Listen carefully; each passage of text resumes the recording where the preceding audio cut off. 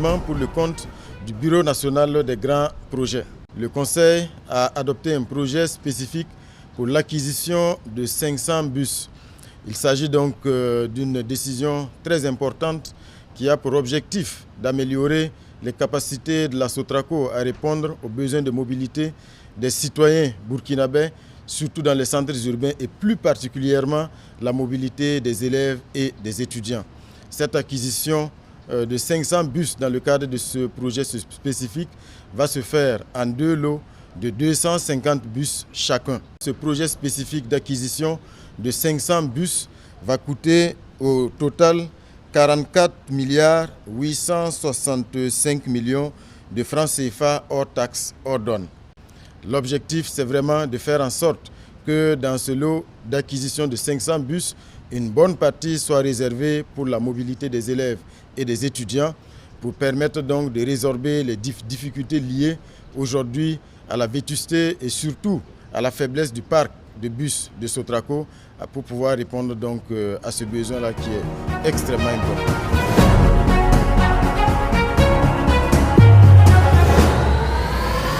Au compte du ministère de l'Agriculture, des Ressources animales et halieutiques, le Conseil a adopté 3 rapports. Et le premier rapport est relatif au décret portant statut particulier de la société d'État dénommée Faso Goulgo, qui a été créée au Conseil des ministres du 20 novembre dernier suite à la nationalisation de la société SOPAM. Et cela vise à doter cette nouvelle société des organes de gouvernance nécessaires à son bon fonctionnement. Le deuxième rapport est bien sûr relatif au décret portant adoption des statuts particuliers de la société Faso COSAM et qui, elle aussi, a été créée à l'occasion du Conseil des ministres du 20 novembre dernier. Et ce décret vise à donner à cette nouvelle société d'État les organes nécessaires à son bon fonctionnement, notamment le conseil d'administration. Le troisième rapport est celui relatif aux résultats prévisionnels de la campagne agricole humide 2024. Et nous avons eu l'occasion de rendre compte, après les efforts qui ont été consentis par le gouvernement, des résultats qui ont été obtenus à la suite de cette campagne agricole humide.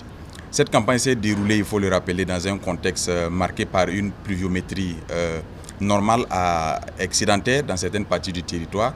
Et nous notons sur l'ensemble de notre territoire une pluviométrie qui varie entre 491 mm d'eau et 1710 mm à certains endroits. Cette pluviométrie a permis, bien sûr, en plus des autres facteurs de production, d'avoir une production assez importante au cours de cette campagne agricole. La campagne s'est également déroulée dans un contexte marqué par un changement de paradigme au niveau de l'ensemble des acteurs, que ce soit les acteurs, les producteurs, qui ont compris la vision de son Excellence le Président du Faso, qui se sont engagés, qui ont emblavé des superficies qui ne l'étaient pas depuis plusieurs années, et qui ont suivi également les conseils des différents acteurs de l'encadrement technique pour permettre d'atteindre les résultats optimums. Les acteurs également au niveau central, c'est-à-dire au niveau du ministère de l'Agriculture, des Ressources animales et halieutiques, ont également compris et ont changé de paradigme, ont troqué leur tenue de ville contre des tenues de campagne et contre des bottes et ont pris d'assaut les champs pour permettre en tout cas que cette production puisse être importante au cours de cette campagne. Il faut ajouter à tous ces éléments le contexte marqué également par un appui important de la part de l'État. Vous avez suivi la quantité importante, autour de 62 000 tonnes d'engrais qui ont été mis à la disposition des producteurs, les brigades de mécanisation agricole qui ont été mises en place au niveau de chaque commune pour permettre de faire des labours gratuits au profit des populations. Il y a également des aménagements qui ont été réalisés de manière exceptionnelle, soit en collaboration avec les producteurs, mais également avec l'accompagnement des entreprises. Et cela, l'ensemble de ces facteurs a permis d'avoir, en tout cas pour cette campagne agricole humide, des résultats assez inédits. La campagne présente bien sûr un résultat excédentaire et comparativement à la campagne dernière, nous avons un accroissement de près de 900 000 tonnes de céréales en ce qui concerne le bilan céréalier. La campagne 2023 avait un résultat de 5 147 000 tonnes de céréales produites sur notre territoire. Et cette année, au cours de la présente campagne agricole humide, nous avons une production qui est évaluée à environ 6 077 000 tonnes de céréales. Cela est véritablement important et représente un accroissement de près de 18,07% par rapport à la campagne antérieure et de 21,4% par rapport à la moyenne des campagnes des 5 dernières années. Pour le bilan relatif à des cultures qui sont assez importantes pour notre pays, notamment le riz et le maïs, qui sont des produits de grande consommation, il faut noter que nous avons eu un accroissement substantiel des résultats à ce niveau, comparativement aux années antérieures. Pour exceptionnellement le riz, nous sommes à un taux d'accroissement de près de 33% par rapport à la quantité de riz produite en 2023, qui était d'environ 500 000 tonnes. Et cette année, nous sommes à 675 000 tonnes de riz qui ont été produits sur notre territoire. Cette quantité reste bien sûr insuffisante au regard de la consommation nationale qui tourne autour de 1 million de tonnes. Et les défis et les enjeux qui se présentent à ce niveau ont été pris en compte par le gouvernement qui a également donné des instructions. Quant au maïs, nous sommes passés de plus de 1 900 000 tonnes en 2023 à 2 377 000 tonnes pour l'année 2024, ce qui représente un accroissement de plus de 300 000 tonnes, environ 400 000 tonnes en termes de maïs. Et cette production couvre entièrement les besoins du Burkina Faso en termes de consommation, aussi bien pour la consommation humaine que la consommation animale et pour le maïs. Nous attendons donc à ce niveau qu'il y ait une baisse des prix assez substantielle du coût du maïs sur le terrain. En ce qui concerne les autres cultures vivrières, notamment le voinzou, l'igname, la patate douce, nous avons également un accroissement assez substantiel qui va de 16,46% contre la production de 2023 et de environ 34,49% pour la production de la moyenne des 5 dernières années. Les autres cultures de rente, nous avons une production annuelle cette année qui tourne autour de 1 981 797 tonnes et cela représente une hausse de 11,17% par rapport à la production de 2023 et de 21,14% par rapport à la production de la moyenne des 5 dernières années. Le bilan céréalier global présenté en tout cas est positif pour la plus grande partie de nos régions.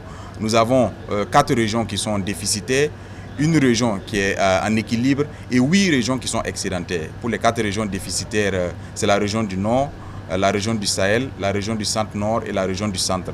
Nous avons 8 régions excédentaires au niveau desquelles la production a été assez suffisante. Les forces de défense et de sécurité ont également pris des mesures pour permettre aux populations de récolter et je pense que les récoltes faites à ce niveau vont permettre d'équilibrer sur l'ensemble du territoire national. Face à cette production qui est assez importante et pour garantir un niveau de prix qui soit accessible à l'ensemble des consommateurs, il y a un certain nombre de mesures qui ont été prises par le gouvernement. Notamment, pour faciliter les récoltes, il y a eu des appuis en matériaux de récolte, il y a eu des appuis en infrastructures également de stockage, il y a eu des appuis en unités de transformation. Le plus récent appui a été la remise la semaine dernière de trieuses optiques au profit des transformateurs de riz pour permettre à ce que non seulement la production soit importante, mais qu'elle soit également de qualité au profit de nos consommateurs. Il y a également des mesures conservatoires qui ont été prises pour éviter, bien sûr, la sortie des céréales. J'en veux pour preuve le communiqué interministériel qui a été signé pour interdire purement et simplement la sortie des céréales. Et le gouvernement a instruit que des mesures fortes soient prises en collaboration avec le ministère de la Sécurité pour que les dispositions de ce communiqué puissent être respectées et éviter la spéculation qui s'observe déjà sur le terrain à travers certains acteurs qui constituent des stocks pour le moment venu les faire ressortir et augmenter les prix pour procéder à leur vente. Les perspectives pour 2025, c'est bien sûr déjà au cours de cette année la campagne sèche qui est en cours, avec un accent particulier mis pour la production du blé. Nous sommes aujourd'hui à un niveau de 1022 hectares de blé déjà sémés sur l'ensemble du territoire national et les semis continuent sur certaines parties du territoire. Également, le même accompagnement a été poursuivi au profit des producteurs, notamment en termes de labour gratuit, en termes d'intrants à coûts subventionnés, pour permettre à ce que la production en campagne sèche vienne encore accroître le niveau de production sur l'ensemble du territoire national. L'ensemble de cette production profite également aux éleveurs parce que les résidus issus de la production agricole et de la récolte, que ce soit pour le mil, le maïs et toutes les autres spéculations, servent comme fourrage au profit des éleveurs. Donc nous avons à ce niveau également un accroissement de près d'1 million de tonnes parce qu'en 2023 nous étions à autour de 8 700 000 tonnes de matière sèche pour les éleveurs. Et cette année, nous nous retrouvons à un taux de près de 9 900 000 tonnes au profit de ces mêmes éleveurs. Cela, bien sûr, justifie un accroissement assez substantiel. Et pour les périodes assez difficiles qui vont arriver, notamment la période de février à mars jusqu'en mai, il est prévu que les sous-produits agro-industriels puissent être utilisés pour combler le déficit, bien sûr, qui est observé malgré cette production très élevée. Le Conseil a instruit, bien sûr, de prendre un certain nombre de mesures fortes pour faire en sorte que cette production inédite de cette campagne agricole puisse réellement profiter à notre pays. Il s'agit notamment d'instruire la SONAGES pour que les magasins soient mis en place au niveau de chaque commune en vue d'absorber la production excédentaire qui est faite au niveau de ces différentes communes et garantir une maîtrise des prix et éviter la spéculation afin de faire de la péréquation pour les moments les plus difficiles. Il a également été instruit de renforcer le contrôle des prix à travers bien sûr le ministère du Commerce et de renforcer la surveillance aux frontières avec la collaboration des forces de défense et de sécurité pour éviter les sorties des céréales. Il a été également instruit qu'une convention puisse être négociée avec nos partenaires, les pays de l'AES, dans le cadre de nos sociétés en charge de gestion des stocks, pour que les échanges et les ventes de stocks puissent se faire d'État à État à travers les institutions qui sont mandatées en la matière et éviter qu'il y ait des sorties abusives de stock en faveur d'un ou de l'autre des pays. Et également, bien sûr, de la mise à disposition de la SONAGES de moyens nécessaires pour lui permettre de jouer son rôle pleinement et d'assurer une conservation assez importante de ses stocks tout au long de l'année en attendant la campagne humide à venir. Il a également été recommandé la mise en place avec la SONAGES d'un mécanisme qui va permettre pour l'ensemble des cultures de rente de pouvoir faire des acquisitions importantes pour éviter les sorties des produits de cette culture-là et permettre à l'ensemble des industries implantées sur notre territoire de pouvoir en bénéficier et de pouvoir garantir un niveau de prix qui soit rentable au cours de toute l'année en attendant la prochaine campagne.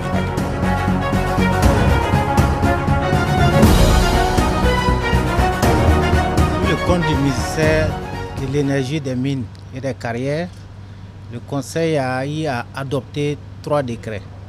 Le premier décret porte sur l'agrément, les conditions, modalités d'octroi de l'agrément, les retraits et le renouvellement des agréments dans le secteur des miniers.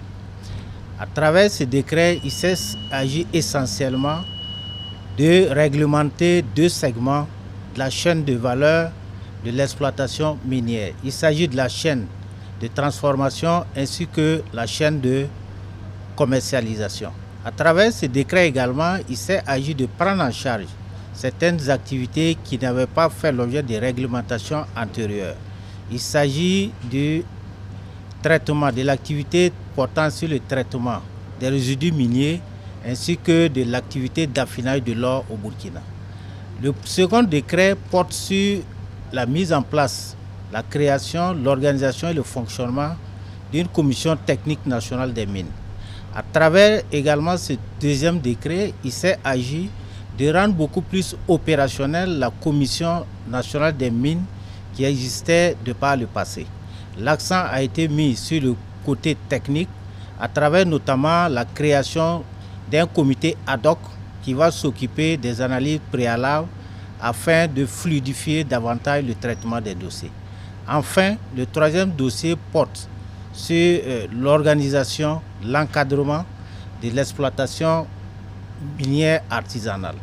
À travers ce décret, il s'agit également de mieux formaliser, de mieux encadrer l'artisanat minier, de sorte à ce que nous puissions disposer d'un secteur à même de pouvoir profiter à l'ensemble des acteurs qui y évoluent, mais également de pouvoir mettre en place un dispositif à mieux de pouvoir accompagner non seulement les questions de sécurisation, mais également les questions d'encadrement de façon générale.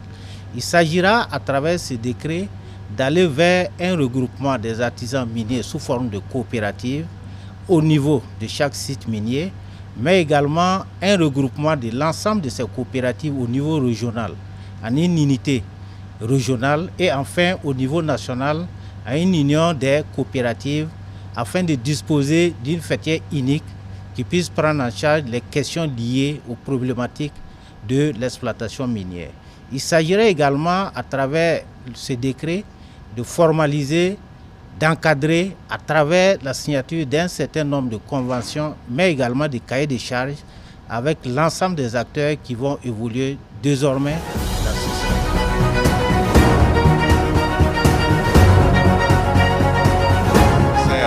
Adopté déposer un rapport portant réglementation de la profession de conseil fiscal. Il s'agit bien d'un avant-projet de loi. Et l'objectif de cet avant-projet de loi, c'est de travailler à faire en sorte que la profession de conseil fiscal soit réglementée. Les conseils fiscaux accompagnent les entreprises dans leurs déclarations fiscales et les assistent également à l'occasion des contrôles fiscaux. Il y a la nécessité pour certaines entreprises de se faire assister par un conseil. Et il est important qu'au regard de l'importance de la tâche exécutée par les conseils fiscaux, qu'il puisse y avoir une réglementation. Et c'est dans ce sens que cet avant-projet de loi a été proposé. Cela va permettre de réglementer la profession de conseil fiscal et faire en sorte que ceux qui sont des conseils fiscaux aussi aient des obligations vis-à-vis de l'administration et que l'administration puisse avoir un droit de regard, un droit de contrôle. C'est pour cela que l'administration va nommer un commissaire du gouvernement auprès de l'ordre qui va s'assurer que les textes sont respectés et également qui va s'assurer que les délibérations qui sont faites lors des différentes instances sont en conformité avec les textes. Mais il est important de noter que le conseil fiscal, quand il est dans l'ordre, il est régi par la loi et bien sûr la loi prévoit aussi des sanctions pour des conseils fiscaux qui auront des manquements. Donc cela va permettre de faire en sorte que la profession soit réglementée mais que l'administration puisse être regardante sur ce qui se passe dans le milieu et travailler à assainir le milieu pour ne pas permettre à des gens qui n'ont pas la qualification pour être experts et conseillers fiscaux de faire ce travail parce que ça peut être préjudiciable pour les ressources de l'État. Le deuxième rapport porte sur les procédures de passation des marchés publics. Il faut dire qu'il s'agit d'un texte d'application de la loi portant réglementation de la commande publique qui a été adoptée à l'Assemblée nationale. Dans ce texte, plusieurs innovations ont été apportées, des innovations qui doivent permettre essentiellement aux jeunes entreprises d'avoir beaucoup plus de possibilités en termes de marchés publics. Également aux entreprises nationales de pouvoir avoir des possibilités de postuler à des marchés publics et bien sûr de pouvoir évoluer dans leur domaine. Et on peut noter que pour les jeunes entreprises, jusqu'à des marchés d'un montant inférieur ou égal à 300 millions, il n'y a plus d'exigence d'avoir des marchés similaires. Donc ce qui va permettre aux jeunes entreprises de pouvoir postuler. Et deuxième élément, il est courant qu'une entreprise individuelle, par exemple, devienne une société. Et ce qui se passe dans la réalité, c'est que quand l'entreprise individuelle devient une société, elle n'arrive pas, selon le texte actuel, à bénéficier des expériences de sa forme antérieure.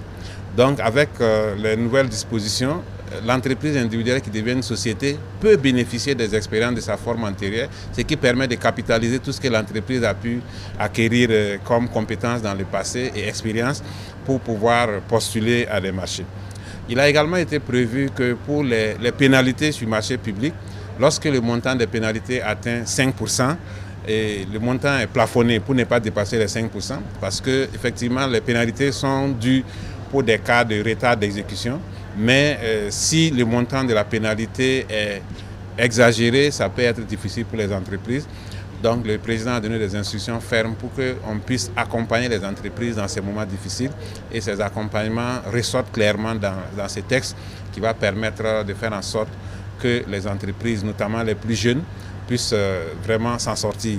Nous avons également prévu que pour des marchés publics obtenus par des entreprises étrangères, qu'il y ait l'obligation qu'elles s'associent à des entreprises locales en groupement pour permettre à ces entreprises aussi d'acquérir de l'expérience, de monter en puissance et bien sûr de pouvoir aussi s'en sortir sur le marché. Donc autant d'innovations qui vont permettre de renforcer le tissu économique du Burkina et de donner du souffle à nos entreprises et bien sûr leur permettre de contribuer au développement économique et social du Burkina.